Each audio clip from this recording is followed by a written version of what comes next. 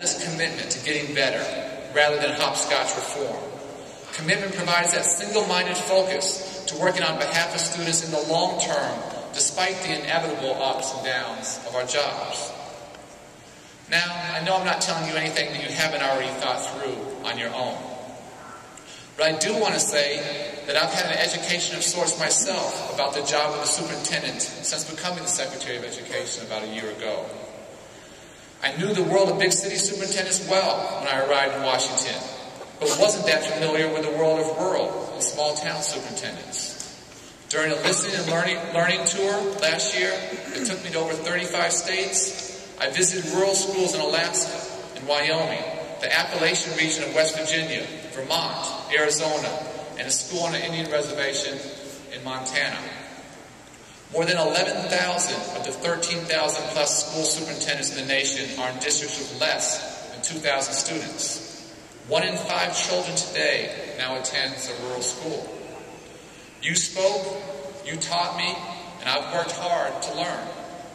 I learned on those visits that smaller districts are both unique and yet have much in common with their urban counterparts.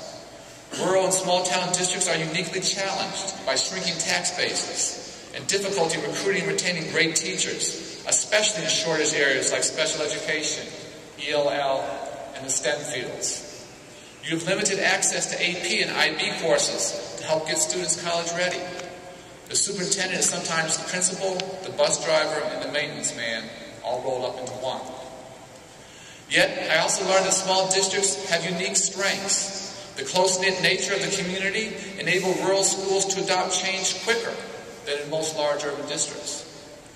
You could pull all the stakeholders together in a meeting at the school or in the volunteer fire hall and get a speedy approval to expand or replicate a successful program. Rural schools also tended to have lower student-to-teacher ratios, making it easier to deliver personalized instruction. For all the uniqueness of rural and small-town districts, they share a lot of the challenges of urban districts. Surveys suggest that rural high school students are more likely to use methamphetamines, cocaine, and to abuse alcohol than their urban peers. Teen birth rates are higher in rural areas than in urban ones. More than a fifth of the nation's poorest performing high schools, the so-called dropout factories, are located in rural areas. In short, rural schools today aren't the pastoral institutions of a simpler yesteryear that many Americans might still imagine.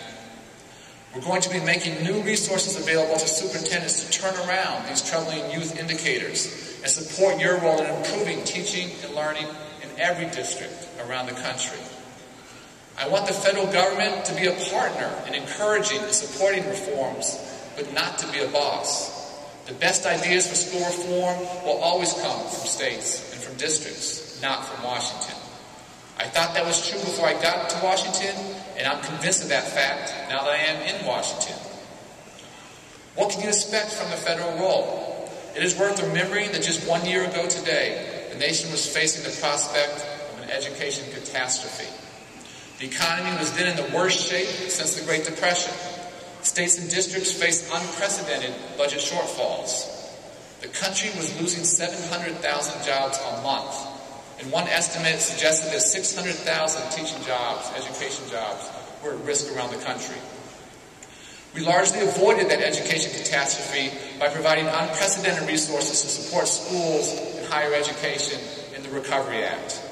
States have reported that the Recovery Act funded over 300,000 education jobs last year.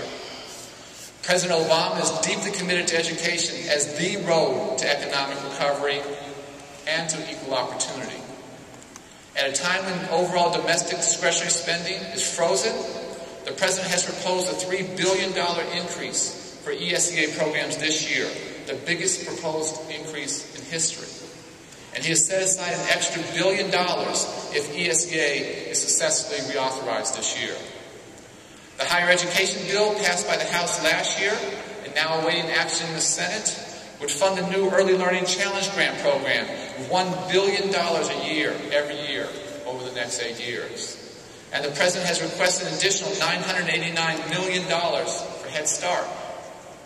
The President has proposed increases in IDEA, ELL programs, and literacy programs. Our aim President's aim is to provide a well-rounded education for every child, from cradle to career. So yes, help is on the way to states, but I know it's not going to make the challenges you face in your districts disappear. And I'm also not going to kid you. When I was the CEO of the Chicago Public Schools, I did not always welcome a phone call from that nice man or woman in Washington at the U.S. Department of Education. That's because the department historically has been a compliance machine, not an engine of innovation. I want to flip that. You are the educators who now have to apply to 50 different federal programs.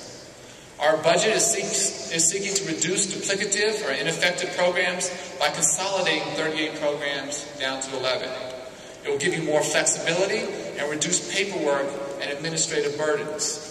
And unlike previous consolidation proposals, this budget does not consolidate by robbing Peter to pay Paul.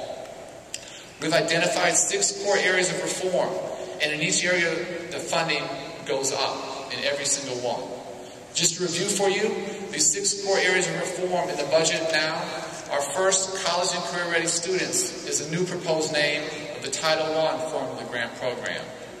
Second, students need a well-rounded education, so we are providing extra funding to ensure that learning goes beyond tested subjects like reading and math to include technology, the arts, languages, history, and other subjects.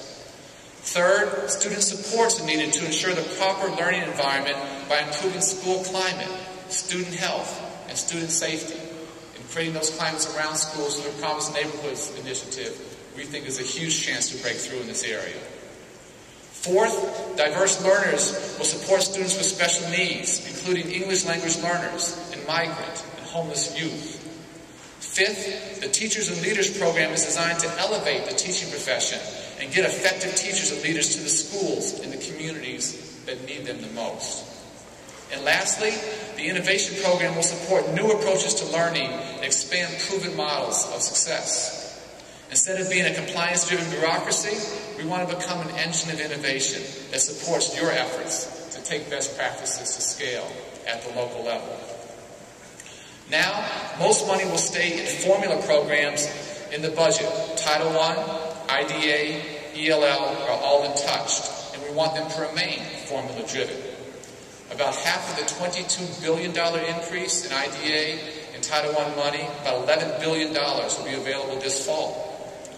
But it's also true that we are shifting some money towards competitive grants, but we're going to administer competitions in ways to ensure that there is a level playing field for rural districts. For example, in programs like I-3, the Invest in Innovation Fund, rural districts will have a competitive advantage. We will create a competitive priority for rural LEAs and innovations targeting the unique needs of rural students. We will also be working with private funders so that matching requirements for competitive grants will not be a problem in rural areas. In some programs, we'll be looking at set-asides for rural areas and providing technical assistance to ensure small districts can successfully compete. Geographic location should not and will not dictate results.